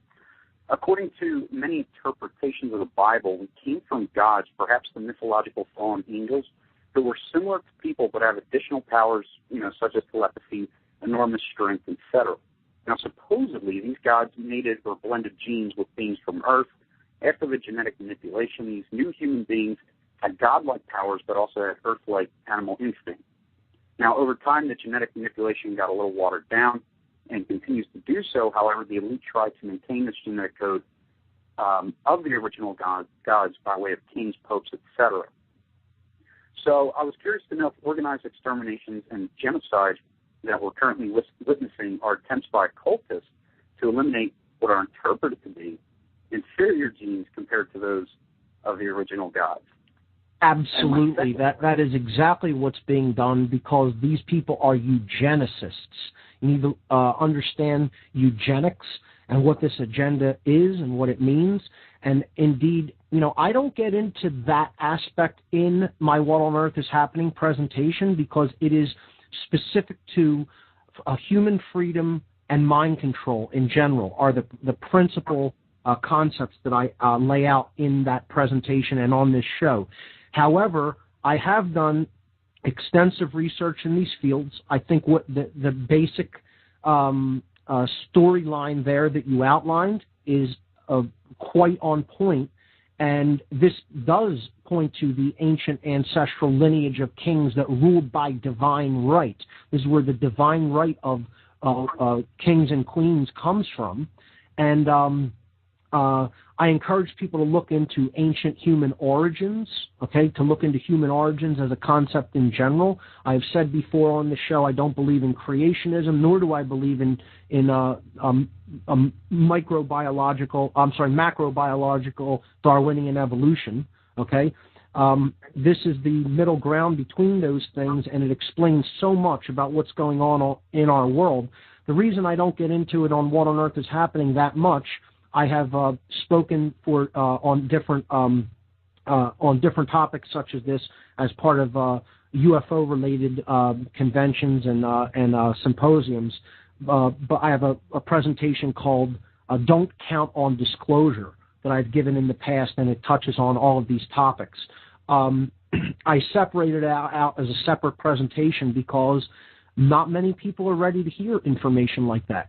They're not ready for it. They're not ready to hear there's such a thing as mind control, let alone something beyond that, because it does paint a dark picture of what life on this world is about. I tell people, you want to hear a very accurate allegorical picture of what's really going on in the world. The closest thing I could suggest to somebody, if you want the broad picture of what's really playing out here, and don't expect it to be something that's comfortable. It's quite disturbing. It shows us really where we're at and what our work that lies ahead really is. Watch H.G. Wells's Time Machine movie. The movie, and specifically, you can read the book. The book is great too, but watch the movie, the newest version of the movie, not the old film from, I believe, the 60s or maybe the 50s. Watch the 1990s version of the Time Machine, which got terrible reviews, didn't play very long in theaters. But I'll tell you what, that's the closest thing that I have ever seen made in a movie to what's really going on this planet. That and the movie They Live, John Carpenter's They Live from the mid-'80s. Okay, but H.G. Wells' Time Machine, it's about the human race essentially being food for other races, basically being farmed here and culled from time to time.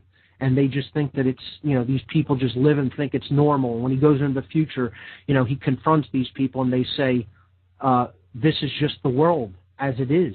And he says, I refuse to accept that. He's a freedom fighter in his future time. And it's a great movie, but I love the underpinnings concept of the movie. The past is already done. The past exists. It's in the record book, okay? It can't be changed. Whatever may have happened in our ancient past happened, and it's done, okay? You can't change the past, but you can do something to change the future if you have enough courage and you're willing to get involved. Well, can I ask one more question? Sure. Into that? Yes. Could you explain the significance of Aldebaran and Sirius? I don't know why, but I run into Venus sometimes when I'm trying to decipher all these, and what their connections are to the human quote-unquote mission.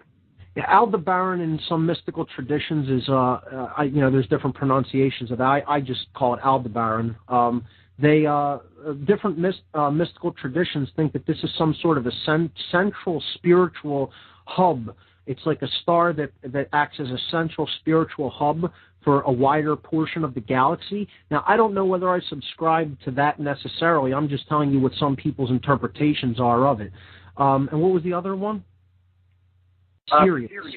Sirius is where certain people claim that certain other races descended from, that general vicinity of the sky that we call the Sirius system, the dog star, okay, and that they came to this system from that area of space. Whether that's true or not, I don't have direct first-hand knowledge of, but there are certain ancient cultures that brought this up and said, yes, this is where some of our ruling classes claim to be descended from. Now, hey, you could say maybe that's the case, or maybe they just claimed that was the case. Maybe we just did all happen to come from here, but they're claiming, okay, we're gods who came here because they had advanced technology that may have been left over from another cataclysm that happened here. And then when they went to try to rule these indigenous people who were, also left over from the cataclysm, who didn't have access to their advanced technology, maybe they just tried to convince them that they were gods from other places in the universe. It's quite feasible as well. So, both of those are possibilities. I don't claim to know the exact truth about that or be an authority on any of those things. I'm seeking those answers like anyone else. When people ask me, what do you still really want to know as far as factual knowledge, one of the first things I always say is what really happened in our ancient past and what is the true story of human origins. I mean, the real, fundamental true story of it. We have fragmented pieces of this puzzle. We need to work together to bring these pieces to the table and assemble them. Okay, that's my take on that. Okay, thanks a lot. I appreciate it. Absolutely. Great call and great topics, and I think they're all very important, and really we should, discuss those things, and we should come together to try to provide answers to those questions. So let me see if anybody else, yes, here we go. Caller from Southeast Pennsylvania. You're on What on Earth is Happening? My good friend Mark Passio. How are you? Eric G., what's up, man? I'm good. You know what, dude? I literally had chills when you mentioned the film Time Machine, because I was just thinking about that film like 2 days ago. There's a 1978 version. Yes. A TV film version. And my grandmother showed that to me in like 1989, 1990. And I remember watching it, and I kind of didn't really pay attention to the end, but I kind of remembered some of it, and I was thinking about the end the other day, and I was like, man, I need to watch that movie again because the end was really freaky. And then you just mentioned it now, and that was just really bizarre. I enjoyed the old version as well. The new version, I think, was much better, but I don't, I think that certain film critics discourage people deliberately from watching certain films. They're pressured by their higher-ups to say, don't bother with this film. And I think that's what happened with the new Time Machine. I highly encourage everyone to check out the 1990s version of The Time Machine, inspired by the book H.G. Wells. This movie is absolutely brilliant, and the concepts in it are actually very high-minded if you really take it in as an allegory and don't just try to watch it as just the standard science fiction, not even a super high-budget one, although there's some good effects in it, special effects. You have to watch it as an allegory from a higher perspective. And if you do that, this is one of the best science fiction allegories out there. So I highly encourage people to check out the new version of The Time Machine, definitely. Right, cool. Some other thoughts I had. Sure. Different directions. I don't know which one to start with, but I'm just going to throw this out there. Hopefully you won't go on too long of a tangent about it, but fear as mind control. I mean, I was just thinking about how powerful fear really is. Like, if you were walking down the street and a group of 5 guys walked up to you with knives out and ski masks on, you would be really scared. I mean, that's a powerful emotion you're feeling. There's nothing that's really quite like fear, is there? I think it's the basis of all mind control, ultimately. It's the most powerful one by far. Sure. You have to dwell in a base modality, as far as consciousness is concerned, of fear to really be affected by any of these techniques. If you're not in fear, and the force that conquers fear ultimately is courage, which then brings forward love, a higher level of consciousness, okay? None of these techniques can ultimately touch us. That's what it's all ultimately about. And the only way we really arrive at those higher states of awareness is to go within, understand the self, and conquer fear. That's what the underlying mode of consciousness that makes all of this manipulation possible is. Absolutely. And you can end up becoming completely fearless after a while. If you just confront this stuff head on, eventually you're not scared of anything because you know how to deal with fear so well. I mean, it becomes a piece of cake. You don't feel fear anymore. If we get out of body-identified consciousness, if we get out of 5-sense identification, right, and we understand ultimately that what our consciousness is, that what we truly are, is essentially connected with the all. It's connected with that which always has been, is now, and always shall be. What is there to fear? But how few people are in that state of higher consciousness. That's the problem that we're up against here. So many people are giving into these lower vibratory states of consciousness, which are governed by fear. Ultimately, what our task here is... Yeah, exactly. But ultimately, what our task here is to help those people conquer their internal fear by explaining concepts and ideas to them that will help them to look at themselves, reevaluate themselves. It's about self-respect. Again, the word respect comes from the Latin re, meaning again, and specto, spectare, meaning to look at.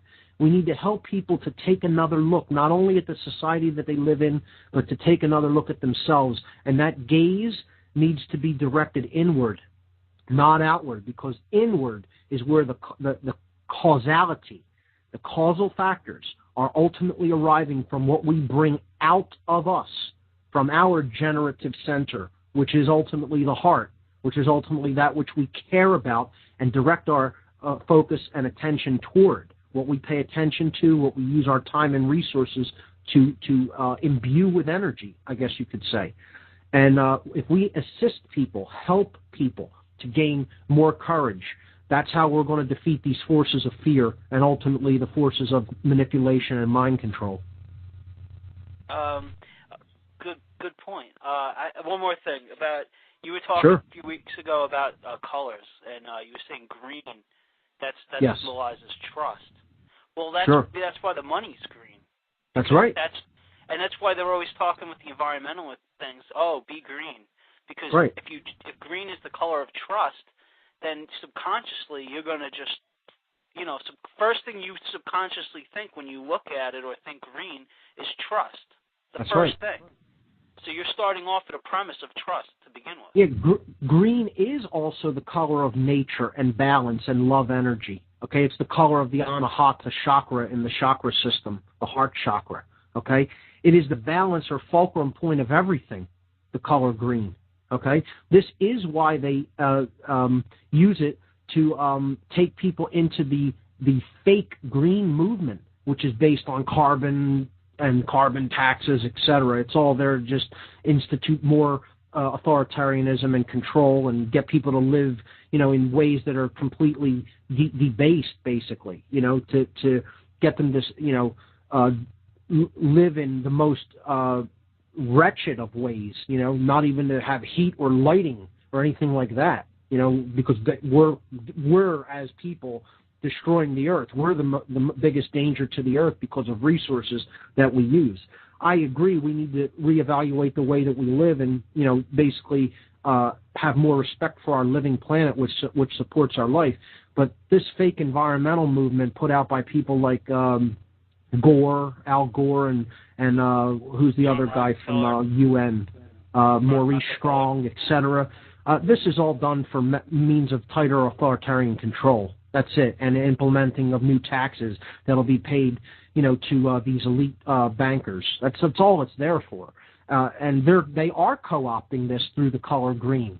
We need a true green revolution, not one that's based on carbon taxes and this, fake idea of carbon dioxide being a dangerous greenhouse gas when it's only, it's a pittance next to water vapor being the biggest greenhouse gas of them all. What are you going to do in trying to eliminate water on the planet? That's going to be the next big evil, right? Carbon dioxide has nothing to do with the warming. It follows the warming. The solar cycle has a great deal to do with that, and water vapor is the biggest greenhouse gas, so good luck with eliminating that. But to go back to the point, they co-opt this idea with the color green. The true green revolution is the revolution in mind and consciousness, and that is the balance between the left and the right brain hemispheres. Red symbolizing the left brain hemisphere, blue symbolizing the right. This is also why police use these colors, the red and blue flashing in quick succession. It's colors that represent imbalanced consciousness, and that's how they're being used. I'm going to get into that deeply in my lecture at the Free Your Mind conference, actually, and talk about the visible spectrum of light and how this is co-opted and used in different forms of occult mockery. That's going to be my topic at the Free Your Mind conference, occult mockery, about how they mock the police with these colors and their uniforms and symbols and the military, and how it's put on money for these very, very topics, and how they mock the average person that understands nothing of this. Well, Mark, it was nice talking to you, getting on your show again. And how's everything going with the Mind Control Conference? Is it getting booked up? It's pretty good, yeah. It's better than it had been. I was kind of in a funk about it for a while, but some people have stepped up, and we had a good response for the last fundraiser. We're going to try to put one more fundraiser together on the 18th. That's not completely confirmed yet, so I couldn't announce it tonight. But over the next day or two, I'm going to try to have some information up on the site about that. And hopefully we could just bring in a little bit more money to help offset costs for bringing in speakers, because it's expensive. But we've been getting some more help, and we're in crunch time now. So anybody that can help out in any way, if you can make a donation or contribution, now is the time to do it. Get your tickets in advance. That will help a lot as well. So, that's where we're at with that. And thanks for bringing that up, Eric. One more quick thing. Any Sure. plans to put it on DVD? We are going to have somebody film. I don't know if that is going to come out high enough quality. We'll see afterward and see what kind of footage we end up getting. Hopefully it will be, and we'll do some DVDs of it.